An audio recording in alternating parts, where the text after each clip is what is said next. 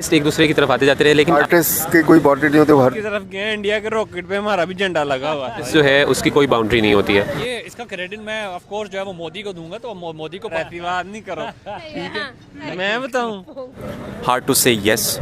मैं बताऊं, हाँ जी दिया गया है। फ्रांस और इंडिया मिलकर अपना सुपर कैरियर बनाने वाले हैं और ये बहुत बड़ा एक स्टेप है towards the navy defence system. और नहीं पता 27वीं तरमीम का मतलब है कि जो चीफ है हमारा आर्मी का, उसके वो ताउम्र वर्दी पहनेगा और उस पर कोई केस नहीं होगा, और जो सदर है उस पर भी कोई केस नहीं होगा जब तक वो मतलब अपने आप को सेव किया ना, असल में अपने आप को सेव किया, जो भी उन्होंने जो है वो कार्य डाली हुई है। लोग सेल्फिश इतने हुए हैं कि अपने सिर्फ अपने आप के बारे में सोच रहे हैं लोग। तो आप मतलब नेवी के बारे में क्या ही कुछ सोचेगा। लेकिन देखा सिस्टम की बात करें, आपको नहीं लगता कि पाकिस्तान को भी इसके बारे में कुछ ना कुछ तो सोचना पड़ेगा?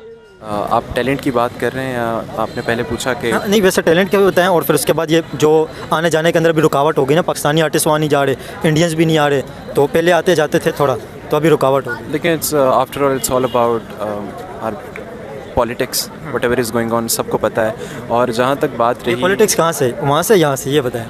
For both sides, I would say for both sides.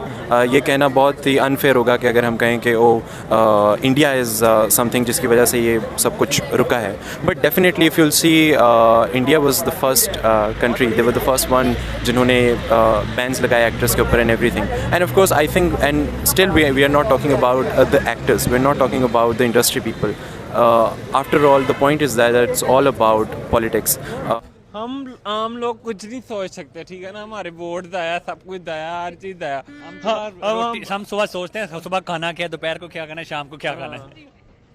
India के पास एक कैरियर थोड़ी है। हाँ। इंडिया के पास उधर भी कैरियर है, जो यूएस के कैरियर है वो भी तो इंडिया के कैरियर है। शिरकत कर रहे हैं अंदर और पूरी अपनी पावर दिखाएगा इंडिया, और पूरी दुनिया देखेगी कि भाई India is a big country. सिर्फ बिल्कुल इंडिया नहीं चाहता कि वो किसी तरह से पीछे रहे, और इंडिया का कैरियर आई थिंक के उनसे ज्यादा एडवांस होगा यार। अमेरिका, चाइना और इंडिया, ये तीनों की स्पीड जो है वो पकड़ना बड़ा जो है वो मुश्किल है। इन्होंने हर फील्ड में अपनी जो है वो पता है कि देखिए उस इंसान को तकलीफ पता होती है जो एक इंसान उस तकलीफ से गुजरा हुआ हो। तो मोदी एक चाय वाले से उठ के जब प्राइम मिनिस्टर बना, उसको पता है कि मेरे गरीब लोगों को क्या तकलीफें होती हैं। क्या समझते हैं एज आर्टिस्ट आप इंडिया में जाके काम करना पसंद करेंगे? क्योंकि यहाँ पे काफ़ी सारे मुल्कों से लोग आए हुए हैं, इंडिया की हम ज़बान समझते हैं, इंडिया का कल्चर तकरीबन पाकिस्तान से बहुत ज़्यादा मैच करते हैं, सबसे ज़्यादा दुनिया से अगर कंपेयर करें। तो क्या समझते हैं आप एज आर्टिस्ट इंडिया में जाके काम करना पसंद करेंगे? Well, it's a very thick question. I think अब जो एक एटमॉस्फेयर है, जो हालात बन चुके हैं, it's really उसके बाद हमने कोई तरक्की नहीं देखी कि हमारी चांद की तरफ कोई रवानी हो रही है, हमारी जो है वो कुछ टेक्नोलॉजी में। ये हम भी चांद के लिए इतनी बड़ी कंट्री हो गया कि वो ओलंपिक होस्ट करने जा रही है 2036 में मेरा ख्याल। हाँ 2036 में। और बीस्ट है वो, मिस्टर बीस्ट है, उसने एक पाकिस्तानी यूट्यूबर के साथ कोलैब किया था, फिर कैरी मिनाटी के साथ कोलैब किया। राहुल भी वो इंडिया में गया, उसने पूछा है जो जिसके साथ पॉडकास्ट था, उसने पूछा कि आपने पाकिस्तान भी जाना था, आप उधर क्यों नहीं गए? तो जो मिस्टर बीस्ट है उसने कहा कि अगर मैं पाकिस्तान जाता तो मेरी तो 15-20% ऑडियंस इंडियन है, अगर मैं पाकिस्तान जाता तो ये मुझे अनफॉलो कर देते, तो मैं ये इंडिया से नहीं बिगाड़ सकता। एक्टर्स की जो आपने सवाल किया कि ज़्यादा टैलेंट पाकिस्तान में है या इंडिया में है, आई थिंक टैलेंट दोनों मुल्कों में भरपूर है, लेकिन इंडिया के पास I would say they have a big platform, you know, they have a big platform. और हम इसलिए बड़े स्टार भी वहाँ से निकल, उनका हमेशा से सिनेमा कामयाब रहा है। So I think that's the only difference. It's all about platform. Even if we are just talking about India and Bollywood, if you compare to Hollywood as well, it's all about your platform that you got, you know, the things that you got to work with. So it's all up to that. कितने sensitive लोग हैं, अवाम ज्यादा होने की भी power है उनकी, ठीक है। हर बड़ा जो है रहो, देखिए हम चाहते हैं पीसफुल हो दुनिया, ठीक है, लड़ाई झगड़े ना हो। मतलब हम इधर से लाहौर से उधर चले जाएं रात को और सुबह इधर आ जाएं, ठीक है, अमृतसर में नाश्ता करके, हम तो ये चाहते हैं। देखिए इंडिया के अंदर भी ताजमहल देखें भाई, हम भी प्यार की निशानी देखें, ताजमहल देखें, हम भी देखना चाहते हैं, दिल्ली देखना चाहते हैं, मुंबई देखना चाहते हैं। बहुत से लोग हैं वहाँ पे इंडिया के अंदर जो पाकिस्तानी लोगों को मोहब्बत करते हैं। ऑलरेडी राफेल की बहुत बड़ी ट्रेड जो है वो इंडिया फ्रांस से कर चुका है। इंडिया वैसे कोशिश करता है लेकिन कर नहीं सकता। सकता, यहाँ पे टेक्नोलॉजी भी बहुत ज़्यादा है।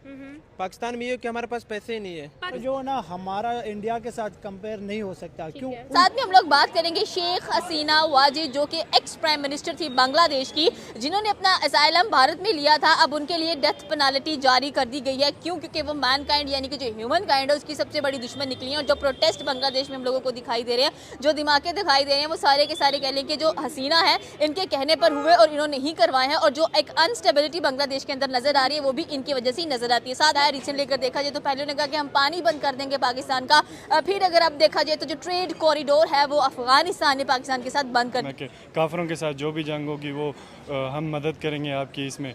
आप उन्हें काफिर कैसे कह रहे हैं? आपके मुल्क में भी हिंदू रहते हैं, तो हम उनको क्यों काफिर कहते हैं? बार बार उनको याद लाइए, उनको सेंटिमेंट्स को हर्ट करते हैं। ठीक है, हसीना जो थी वो इंडिया भागना पड़ा उनको बिना बताए, मतलब कि उसके अलावा उनके पास कोई ऑप्शन नहीं थी। हम लोगों ने बांग्लादेश का जिक्र किया यहाँ पर कि जो उनकी एक्स प्राइम मिनिस्टर थी हसीना, उनको डेथ पेनाल्टी दे दी गई है। तो इस पर आपकी क्या राय है कि क्या उनको वाकई ही फांसी दे दी जाएगी या ये जस्ट एक ध्यान बटाने के लिए कुछ किया जा रहा है? नहीं, आई थिंक अगर वो गिल्टी हैं तो उन्हें फांसी देनी चाहिए।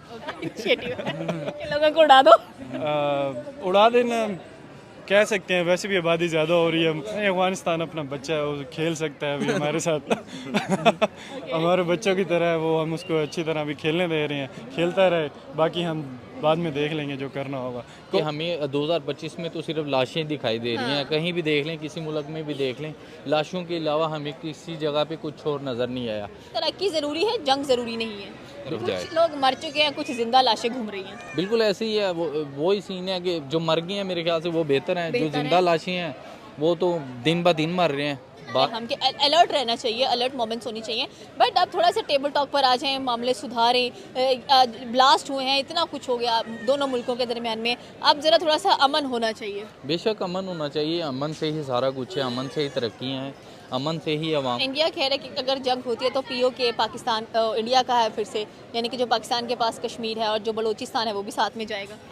मैं ऐसे कहता हूँ कि ट्रिगना कैफ मेरी है तो इससे मेरी तो नहीं हो जाएगी, वो उसमें हुआ है। तो 2025 के लिए तो लोग रेडी नहीं थे कि ऐसा कुछ होने वाला है। अब लोगों का शायद माइंड बन गया है और किसी ने तो बोला था कि 2026 में दुनिया खत्म हो जाएगी। पर्सनली मैं खुद एक आर्टिस्ट हूँ, मैं यहाँ का स्टूडेंट हूँ, तो मैं ये समझता हूँ कि एक आर्टिस्ट और ख़ास तौर पे आर्टिस्ट का एक्सचेंज तो यही तो दो मुल्कों में हालात को बेहतर कर सकता है। This is soft diplomacy what you say, and I think it's really important कि दोनों मुल्कों की टेंशन थोड़ी कम हो। एटलीस्ट आर्टिस्ट, आपको पता है कि पॉलिटिकल गेन की वजह से मुल्कों के बीच ये तबादला रोक दिया गया है। पॉलिटिकल गेन यहाँ से होती है, वहाँ से होती है, कहाँ से? ये तो हर जगह से हो सकती है, इस पर मैं कोई कॉमेंट नहीं करना चाहता। आप पाकिस्तानी आर्टिस्ट हैं, एज अ पाकिस्तानी आर्टिस्ट आप क्या समझते हैं इंडिया के अंदर जाके आप काम करना पसंद करेंगे? जो अभी तक मेरी सोच है आर्ट एज एन आर्टिस्ट, मुझे ये लगता है कि आर्ट का किसी भी एक जगह से कोई ताल्लुक नहीं होता। आपको जहाँ भी अच्छा आर्ट मिलेगा, आपके दिल को लगेगा मैं एज एन आर्टिस्ट वो करने को तैयार हूँ। यहाँ पे अच्छा काम होगा तो मैं उसमें हिस्सा लूँगा, कहीं और अच्छा काम हो और मुझे मौका मिले तो definitely why not. I mean इसमें कोई ऐसी प्रॉब्लम नहीं है, अब भले वो इंडिया हो या कोई भी और मुल्क हो। बिल्कुल, हमें ज़्यादातर इंडिया से ऑडियंस देखती है, क्या पैगाम देंगे इंडियन ऑडियंस को, पाकिस्तान की जानिब से क्या पैगाम देंगे? आई थिंक पॉलिटिकल जो टेंशन है वो असाइड अगर हम उसको करें या उसको साइड पे रखें तो यू नो जो आम आवाम है वो हमेशा एक दूसरे से कनेक्ट करती है। हमारी बहुत सारी चीज़ें हैं, हमारा कल्चर, हमारी बहुत सारी ऐसी चीज़ें जो मिलती हैं, बहुत सारी अलग भी हैं, लेकिन वो तो हर जगह के साथ होता है। हमारी रूट्स बिकॉज इसी धरती से हम दोनों नेशंस निकले हैं, तो मुझे नहीं इसमें मैं मोहब्बत पे बिलीव करता हूँ। और मुझे ये है कि इंडियन जितने भी बहन भाई हैं या जितने भी लोग हैं, मुझे उनसे एज अ पाकिस्तानी बिल्कुल कोई ऐसा प्रॉब्लम या कोई ऐसा कभी दिल में कीना या बुग्स नहीं पैदा हुआ। इट्स जस्ट दैट कि we love Indians and that's what I believe कि मोहब्बत जो है वो सबसे ऊपर होती है, उसमें कोई भी बाढ़, कोई भी जो है बाउंड्री नहीं आ सकती है और दिलों को साफ ही रहना चाहिए। आप एज अ आर्टिस्ट इंडिया के अंदर जाके काम करना पसंद करेंगे? क्योंकि हम लोग इंडिया से भी बहुत ज़्यादा देखते हैं बड़ी तादाद। इंडिया और ये नहीं, आर्टिस्ट के जो है वो स्पेसिफिक कोई चीज़ नहीं, पूरी दुनिया में हम करेंगे। मैंने कहा इंडिया को आप इतना स्पेसिफिक कर रहे हैं, पूरी दुनिया में, सारी दुनिया में जाके करेंगे। You know, and no as well, क्योंकि but in general I think we would love to, because I'm not just talking about as an actor, as an artist there are no boundaries. और India तो it has always been to be very honest, India has always been a part of us, और वो सारे copy करेंगे India को बाद में, क्योंकि हमारी लैंग्वेजेस, हमारी जो लैंग्वेज है वो सबसे ज़्यादा कल्चर मैच करते हैं। Exactly, we love their films, they love our dramas and stuff. So I think वो जो एक टच है वो हमेशा रहा है दोनों कंट्रीज़ में।